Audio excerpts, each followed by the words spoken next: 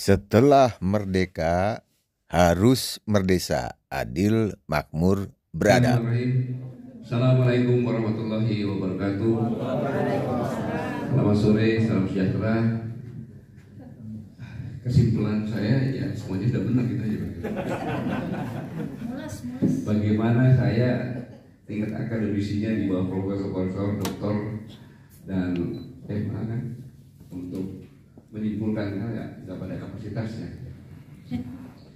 Yang saya hormati Prof. Sahabat, Prof. Barji, Dr. Mossad, Prof. ya, Provokator. itu intelijen kita itu Mossad itu. Kemudian Pak Sahar, dan Pak Hersu, ya, yang Prof. Hersu ini Emeritus. Saya pikir diskusi yang baru-baru dilakukan ini adalah proses edukasi, ya, edukasi yang disampaikan oleh orang yang memang profesional dalam bidangnya masing-masing, sebelah saya. Tapi sedikit saya mengingatkan bahwa semua penyebab yang terjadi sekarang ini adalah bahwa di seluruh dunia saya meneliti tidak ada negara yang begitu luar biasa seperti Indonesia, baik udaranya. Contoh, seandainya Indonesia ini tidak bertoleransi dan ruang udaranya sesuai dengan aturan internasional, apakah Singapura bisa menjadi bandara internasional? Tidak punya bir, ya, nggak bisa. Contoh lautnya, apabila Indonesia ini bersifat arogan atau acuh, apakah Selat Malaka sebagai selat terpadat di dunia bisa orang bebas tanpa penumpang? Pertanyaannya, apakah angkatan laut kita dengan segala kemampuannya untuk menjaga Selat Malaka ini yang terpadat di dunia mendapatkan apa-apa? Tidak. Apakah di sekitar Batam dan sekitarnya kita bisa membuat pelabuhan untuk apabila kapal mengemudi muridnya mahal bisa singgah di situ? Ada? Tidak. Tidak. Lautnya Tuhan maha baik bahwa tempat ikan kawin itu di laut di Indonesia. Setelah dia kawin, balik berada di tempat lain. Anaknya besar-besar mau kawin ke tempat kita. Jadi dia yang ditangkap, dia ikan yang besar-besar dan berlimpah, berbagi dirisikan. Daratanya, semua sumber daya alam yang ada dari emas semuanya berlian, bahan baku litium, nikel ada semua dan berlimpah. Itu permasalahan yang mendasar mengapa kejadian seperti ini. Maka kalau saya presiden atau perdana menteri di negara lain yang ingin menyelamatkan negara saya harus ambil Indonesia. Saya harus mengambil Indonesia. Tentu beradaptasi dengan kondisi yang sekarang. Saya tidak akan menggunakan angkatan bersenjata, tapi bisa menggunakan cara saya. Yang pertama, cara saya akan membeli undang-undang di Indonesia. Susah? Oh enggak susah, gampang. Satu komisi itu berapa orang sih? Ada sampai 100? Enggak. Tapi sebelumnya saya akan membuat orang saya yang menjadi pemimpin yang bisa memegang semua partai, sehingga semua partai itu dipegang. Maka murah. Kalau nggak bisa pegang ya komisi aja. Saya bayar buat undang-undang. Jadi saya masuk itu bukan asal masuk, saya masuk pakai karpet merah. Karena sudah disiapkan undang-undangnya. Undang-undang tentang nikel disiapkan duluan, undang-undang. Aturan dibuat bahwa tidak boleh bahan baku keluar kan.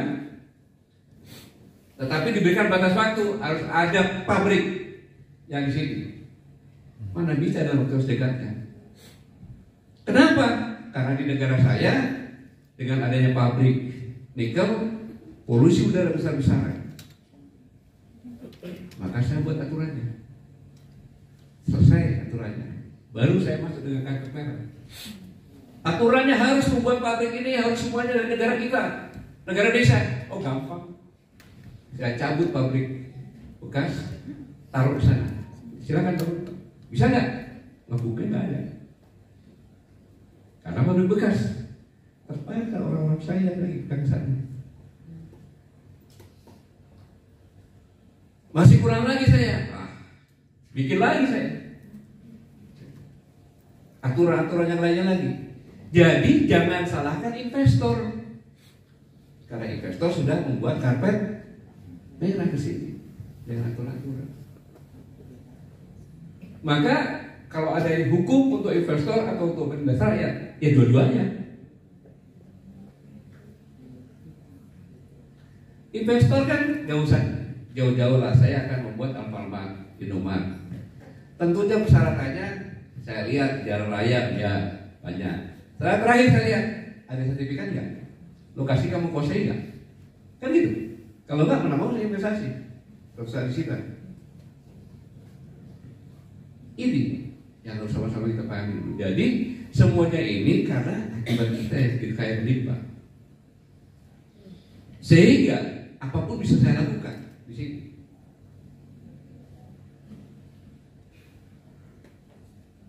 Saya kadang-kadang suka tertawa demonstrasi di DPR. Apa bisa putuskan DPR? Pembantu kan udah mau mengikat, kita hanya korek-korek saja. Yang menentukan pada ketua-ketua partai kan? Ketua partai juga sama juga, tersandera juga. Memang sistem sudah dibuat sedemikian rupa. Maka ya, kalau kita tidak berbuat ya tinggal saja, tinggal menunggu saja. Menunggu habis sumber daya alam. Mungkin kalau satelit dilihat ya, mungkin di China sana merah semuanya, nikel semuanya. Indonesia udah gak ada nih. Jadi ya gimana ya? Proyek strategis nasional. Dengan adanya proyek strategis nasional, cap proyek strategis nasional dimanapun juga, pasti perlakuan istimewa. Pasti. Kemudian pasti proses tariknya cepat selesai. Itu dikasih. Sesuai yang ditargetkan oleh pemerintah. Perizinan dipercepat, pasti. Pembiayaan dipermudah, apalagi pengadaan tanah dipermudah.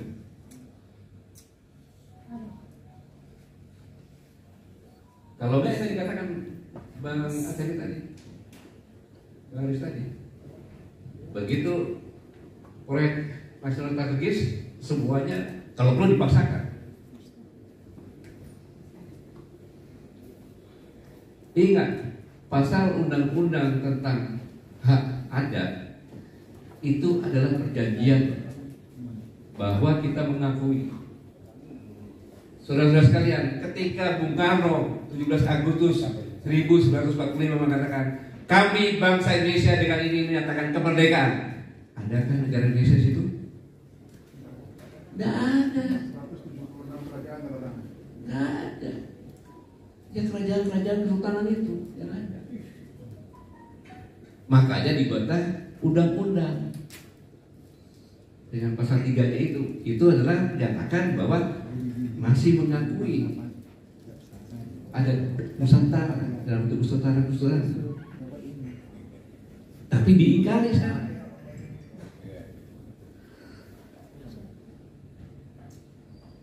Makanya untuk memudahkan undang-undang, maka masuklah yang tadi dikatakan proyek strategi nasional dalam undang-undang cipta kerja.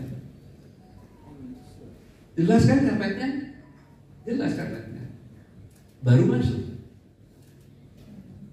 Sebenarnya Kalau dijelaskan seperti yang dikatakan oleh Pak Said Didu tadi, bahwa proyek strategis nasional itu meningkatkan pendapatan negara, meningkatkan masukan negara dari pajak, berkontribusi terhadap pertumbuhan ekonomi, menambah lapangan pekerjaan, dan meningkatkan kesejahteraan rakyat, pasti masyarakat berbondong-bondong akan memprotes kepada negara. Cepat dibuat ini PSN, iya kan? Seandainya di Rempang ini BPM Batam mengatakan bahwa nanti APBD Kota Padia Batam akan meningkat sekian, kemudian tenaga kerja sudah dipastikan sekian, kemudian di profesi juga dapat, ya pastilah masyarakatnya berbondong-bondong akan memaksa. Itu ada, karena berkaitan dengan kesejahteraan mereka. Ini kan tidak. Pemerintah tidak pernah menjelaskan bahwa adanya PSN itu akan meningkatkan, hanya bilang hilirisasi saja, kan gitu.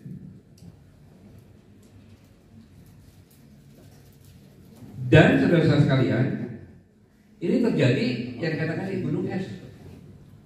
Bayangkan yang di Sadir Falsan, orang tidak melihat bahwa daerah kepulauan-kepulauan kecil itu sangat tergantung hidupnya mereka kepada pulau induk yang ada konservasi alamnya, air. Ketika itu digulungkan, dia mencari air kemana? Tempat burung-burung pergi ke sana. Saya ingat ketika tahun 2014 akhir, saya masih Kepala Staf Angkatan Darat. Saya ke Sulawesi Tengah. Saya tahu lagi Kalimantan Tengah, karena akan ada apel Komandan Satuan yang menghadirkan Pak Jokowi. Ketika saya lihat di kebun sawit ditulisin, di sini orang hutan boleh datang. Iya, ditulisin gitu. Saya bilang, emangnya orang hutan bisa baca sebenarnya. Pak, luas saya ini, kebun sawit saya ini ada konservasi orang hutan. Jadi orang hutan tetap tinggal di situ, burung tetap tinggal itu di sini. Saya tidak menggusur dia. Yang orang lain bunuh saya tidak. Silakan Bapak lihat, uruskan masih ada di situ segala macam. Bahkan ada teluk. Kalau pada waktu tertentu masyarakat bisa ngambil di situ. Hari lain nggak boleh nyari supaya besar. Saya bilang aja itu di perkebunan sawitnya jelasin. Karena dia orang situ. Bayangkan orang hutan saja tidak digusur. Kemudian konotasi pengosongan agak saya luruskan bahasa itu. Kalau konotasi pengosongan itu adalah ini tempat saya segera dikosongkan. Kalau penggusuran masih ada penghargaan, kan gitu, masih ada negosiasi. Tapi kalau pengosongan ini tempat saya, besok saya mau tempatin, pergi semua kamu semuanya, kan gitu pengosongan, konotasinya. Menurut saya loh, mungkin salah saya.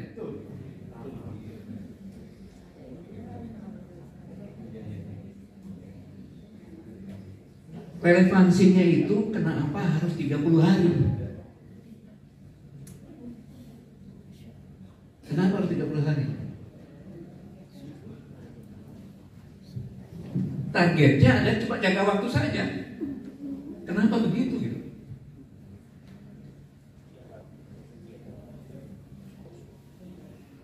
Dan berpikirnya adalah pelaksanaan proyek harus berjalan, bukan berpikir bagi manusia-manusia di lingkungan proyek itu. Karena manusia-manusia yang ada di kita itu adalah warga negara kita sendiri yang harus dilindungi.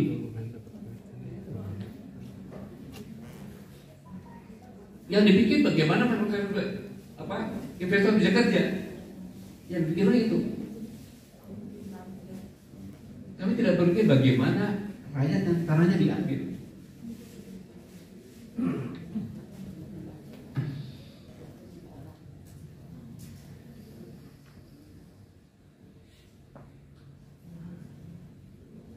Jadi pengosongan ini yang saya katakan tadi sangat sadis.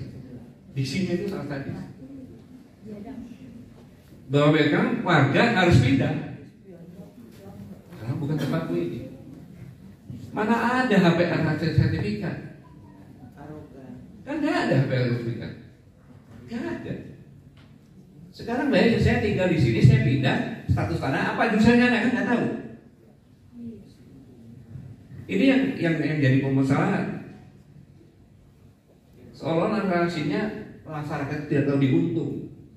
Kamu udah tinggal di sini bukan tempatmu, dikosongkan dikasih bekal. Konotasinya kan begitu di sini. Sehingga kondisi sekarang ini makin luas.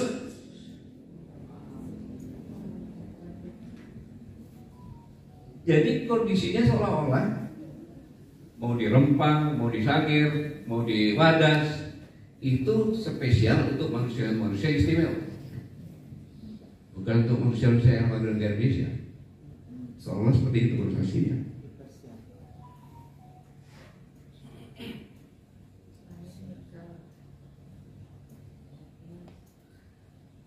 Sehingga kondisi sekarang ini coba tolong diistilahkan, Pak.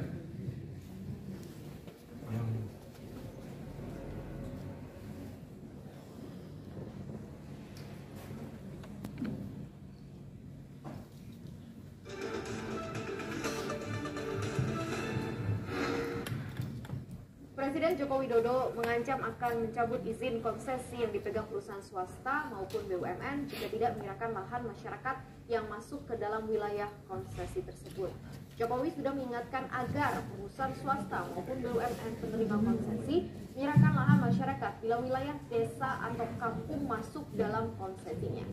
Jokowi menyatakan kerap mendapat keluhan dari masyarakat saat membagikan sertifikat tanah maupun berkunjung ke daerah terkait sengketa lahan, baik dengan swasta, BUMN maupun pemerintah. Konsesi yang diberikan kepada swasta maupun kepada BUMN, kalau di tengahnya itu ada desa, ada kampung yang sudah bertahun-tahun hidup di situ, kemudian mereka menjadi bagian dari konsesi itu, ya siapapun pemilik konsesi itu berikan kepada masyarakat, kampung, desa, kepastian hukum. Saya sampaikan, kalau yang diberi konsesi sulit-sulit cabut konsesinya. Saya akan perintahkan ini. Bukan Jokowi yang ngomong. Bayangin, ya, ini disampaikan pada sidang kabinet. Rapat terbatas. Sidang kabinet. Kemudian kalau presiden mengatakan seperti ini, itu hukum. Itu hukum. Maka kalau masyarakat di sana demo dengan keras, itu dia membelain Jokowi. Iya, karena itu perintah Jokowi. Rumah itu harus dipertahankan. Jadi dia tidak melanggar hukum. Makanya harus dilepaskan itu. Presidennya ngomong seperti itu, kok kamu main serobot aja kan gitu. Jadi harus dibebaskan itu. Kalau masih mengakui presidennya Jokowi kan gitu, yang bicara seperti itu. Tapi semuanya sudah diolah sedemikian rupa, itu juga yang harus kita waspadai. Ya, coba tanyakan lagi. Ini yang sangat luar biasa ini. Perkembangan media sosial. Ini tulis nih, TNI di Rempang katanya ya.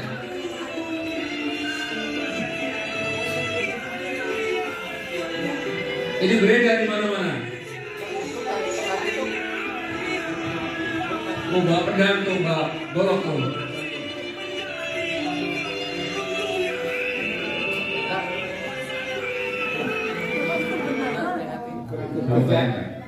Viral di mana-mana. Dibilang itu di Rempang. Padahal itu adalah sosiodrama dalam rangka memperingati hari proklamasi kemerdekaan Republik Indonesia. Hanya salahnya TNI di situ. Dia memerankan Belanda pakai pakaian TNI, ya kan? Kemudian hanya benderanya di lengan saja tuh. Lengannya merah putih biru. Ya. Kemudian saya katakan bodohnya itu TNI, ya kan? Dia memerankan Belanda dengan pakaian lengkap seperti TNI, kemudian hanya menunjukkan kalau Belanda itu di lengannya ada merah putih biru tadi kan? Itu beredar di mana-mana. Melakukan TNI terhadap Rembang. Jadi sudah sangat luar biasa sekali.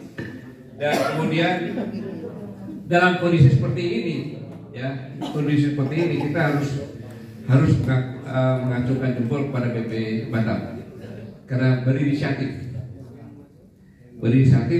mengambil jalan tengah bahwa menggunakan uang yang didapat dari hasil sewa itu kurang lebih ada sekitar 1 triliun lebih, dan akan saya lakukan sekarang ini. Yang permasalahannya adalah kalau kita tinggal di suatu tempat sudah lama, sudah dikasih tahu ganti ruginya seperti ini, kemudian sudah tenang-tenang, tiba-tiba dikasih waktu 1 bulan, belum 1 bulan sudah digusur. Seperti yang dikatakan Prof. Hafsi tadi, pelanggaran HAM berat sudah terjadi. Bagaimana dia kondisi seperti ini, bagaimana cari makannya nanti yang biasanya dia cari makan di laut situ contohnya. Kemudian dengan komunitasnya, keterikatan dia dengan tanah itu kan sangat luar biasa.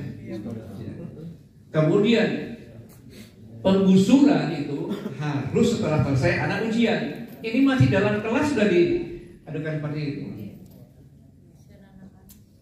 Kemudian tidak boleh menggunakan alat-alat persenjataan. Jadi dengan tangan kosong. Saya mengingatkan ini jangan sampai negara kita ini dikutuk oleh seluruh dunia bahwa kita adalah negara pelanggar HAM berat. Di ban semuanya produksi Indonesia tidak boleh keluar, makin sengsara kita.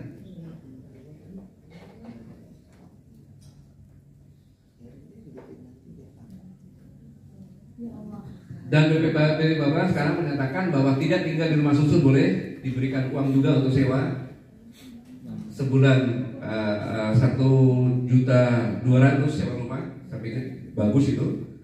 Kemudian uang makan 1.200 per bulan per orang, kalau dari kakaknya 4 orang. Dan pendidikan SD SMP dimanapun bisa masuk. Kemudian SMA sudah dikoordinasikan dengan provinsi. Ini yang disampaikan di Komisi 2. Dan inisiatif dari BP, uang bukan dari pemerintah, uang bukan dari investor, tapi dari BP Batam sendiri. Karena untuk mengatasi itu. Tapi yang perlu saya ingatkan kepada saudara-saudara sekalian, sebangsa yang setanah air, karena kondisi sosial media ini sudah seolah mengungkit kebangsaan atau suku Melayunya ini, sehingga datang dari Kalimantan, datang dari Medan, kepala datang ke sana. Saya hanya mengingatkan saja bahwa suku-suku di Indonesia ini ada semua yang punya tarian perang, dan pada saatnya mereka siap untuk berperang sampai mati. Itu jangan sampai terjadi. Ya. Karena kunyatakan perang para bangsa manapun yang membawa sengsara negeri ini, dan bila laut yang mendatangkan para perampas itu ke Nangro, maka laut pula yang akan kujadikan kuburan mereka. Bayangkan. Ini banyak kali komen disampaikan oleh seorang pejuang yang kata-katanya ini dia buktikan ketika kapal Portugis datang, dihabisin semuanya tanpa sisa. Kemudian kapal Belanda datang yang dipimpin oleh kakak adik Cornelis de Houtman dan Frederik de Houtman. Dia bunuh dengan rencoknya sendiri. Dia adalah seorang kepala barisan pengawal istana, panglima rahasia seperti Mossad, panglima protokol pemerintah dari Sultan Saidil Mukamil Alauddin Riyad Esa Shah IV. Dialah yang membentuk pasukan Inung Bali, Aceh, Malahayati,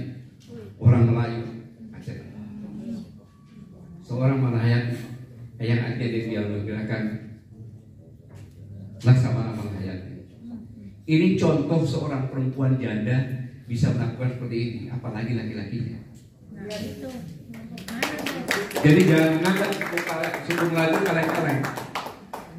Dan dia adalah cucu buyutnya dari pendiri kerajaan di Aceh. Saya mengingatkan ini karena jangan sampai, ya, saya ingat ini karena jangan sampai di dalam adat Melayu itu ada namanya adat Amuk Melayu. Amuk Melayu. Jangan sampai ini keluar karena sangat berbahaya. Ketika dikatakan seluruh puak Amuk Melayu, maka seluruh puak Melayu, yaitu dari sepanjang Sumatera, kemudian Kalimantan Barat, bahkan negara tetangga kita Malaysia, bahkan di Thailand, Patani, Melayu semuanya. Dan ini akan terbakar seperti jihad fisabilillah. Berperang melawan siapapun yang mengganggu sesama saudara sebangsa semelayu. Jangan sampai terjadi. Jadi saya ingatkan bagi saudara-saudaraku yang tidak tahu permasalahan yang sebenarnya di sana, jangan asal bicara untuk membuat kemarahan. Ini sangat berbahaya. Ini sama dengan resolusi jihad Amuk Melayu. Karena mereka mengatakan lebih baik mati berdiri berperang daripada mati dalam kepala nunduk dan tak akan melaju hilang di bumi. Ini karena masalah tanah. Jangan sampai ini terjadi. Karena ini suatu ketua yang sangat sakral yang akan dipatuhi oleh semua orang Melayu. Dan ketika dia turun tangga di rumah, orang tuanya sudah menganggap dia itu hilang. Itulah kekayaan budaya kita yang jangan sampai itu dikeluarkan. Ini hanya untuk membela negara kesatuan Republik Indonesia saja.